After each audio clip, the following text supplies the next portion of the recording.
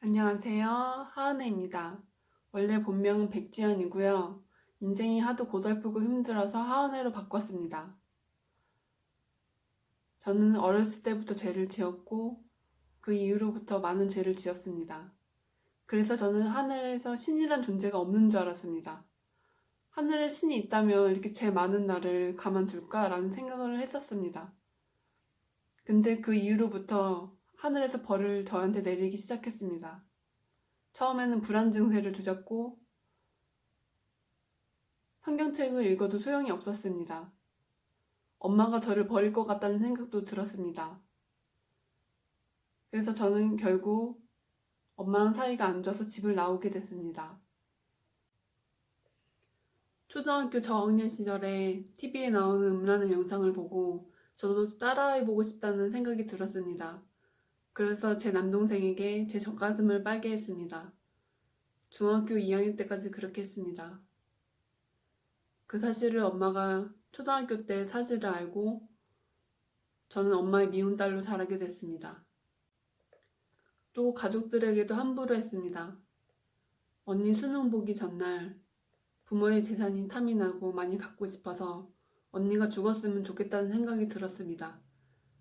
그래서 언니 수능 보기 전날 위로하지 않고 막 다그치고 자살을 유도했습니다. 그 때문인지 저는 대학도 못 가고 고등학교도 겨우 졸업했습니다.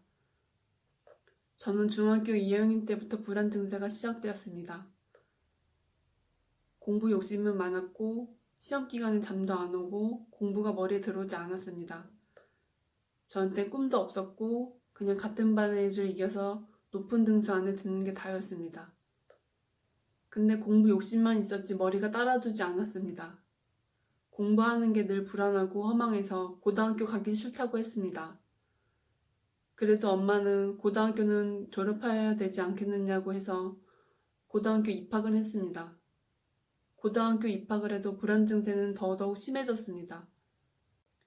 강박증, 대인기피증, 공황장애가 심해져서 교실에 앉아있지도 못하고 도서실에 숨어있거나 학교에 출석도 하지 않았습니다.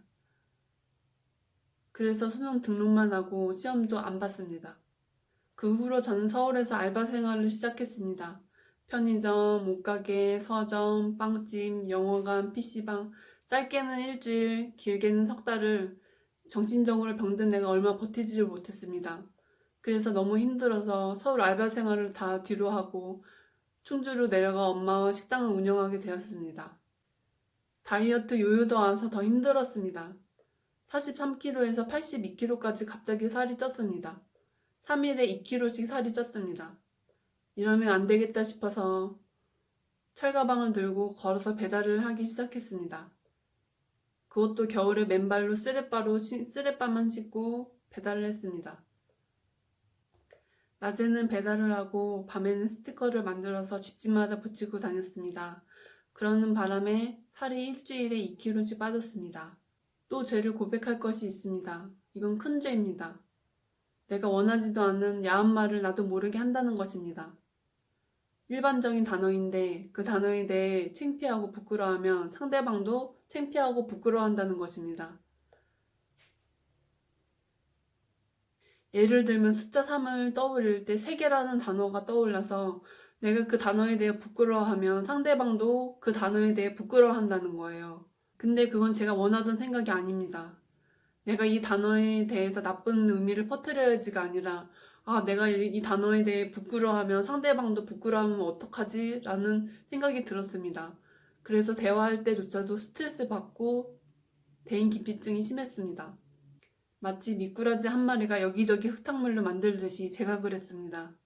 얼마나 창피하고 부끄러웠는지 나같이 아무것도 아닌 사람이 여러 사람들의 입을 더럽게 하고 그런 죄가 얼마나 큰지 깨달았습니다. 그리고 그 나쁜 의미의 단어가 빠른 시간 내에 퍼져나가는 것이 신기하기도 하고 죄송한 마음이 컸습니다. 이렇게 아무것도 아닌 한 사람이 밀가루지처럼 여기저기 흙탕물로 만들어 놓는데 저 같은 사람이 죄를 자복하지도 않고 또 똑같은 죄를 반복한다면 이 세상은 죄로 다 물들 거예요.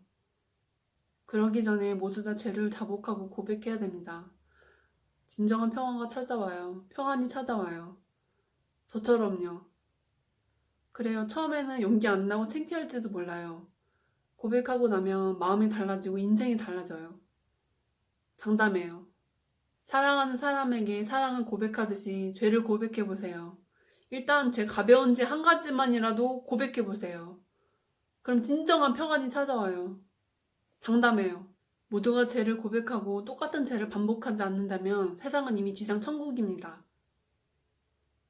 상대방이 죄를 고백하면 그 사람 위해 기도해주세요. 또 똑같은 죄 반복하지 말라고요.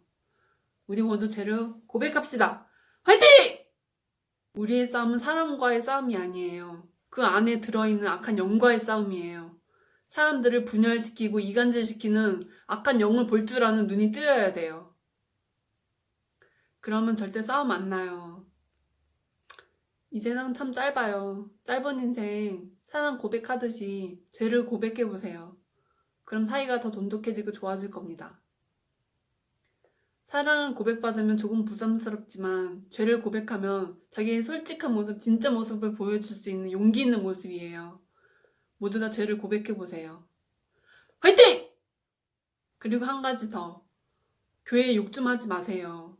세균이 죽이는 거지 사람이 직접 죽이는 거 아닙니다. 교회에 모인 사람들 마음을 놓고 본다면 하느님께 진정으로 예배하기 위해서 모인 거지 사람들을 죽이러 온 것이 아닙니다. 모이면 자기네들도 병 걸려 죽는다는 거 알면서도 왜 모이겠어요? 목숨 걸고 모이는 이유는 영적으로 죽으면 살아도 산 목숨이 아닌 거예요. 영적으로 병들어서 죄 짓는 사람이 얼마나 많아요? 그 사람들이 죄를 자복하지 않고 또 똑같은 죄를 반복한다면 이 세상은 말할 수 없는 지옥일 거예요. 하나님은 나같이 개쓰레기보다 못한 인간을 품어주셨어요. 또 죄를 자복하게 도와주셨어요.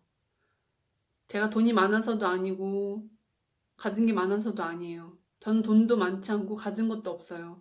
하지만 든든한 백 하나님이 계셔요. 예수님은 이 벌레만도 못한 인간 대신에 십자가에 못 박히셨어요. 왜 옛날에 속죄제사로 대속제물을 바치잖아요. 예수님이 직접 제물이 돼서 우리 대신에 십자가에 못 박히셨어요. 우리는 예수님한테 감사하고 고맙고 죄송해야 돼요. 그리고 우리 마음속에는 이미 다 하나님이 계세요. 그 사실을 믿고 죄를 지으면 안 돼요. 그리고 사랑 고백하듯이 죄를 고백해보세요. 화이팅!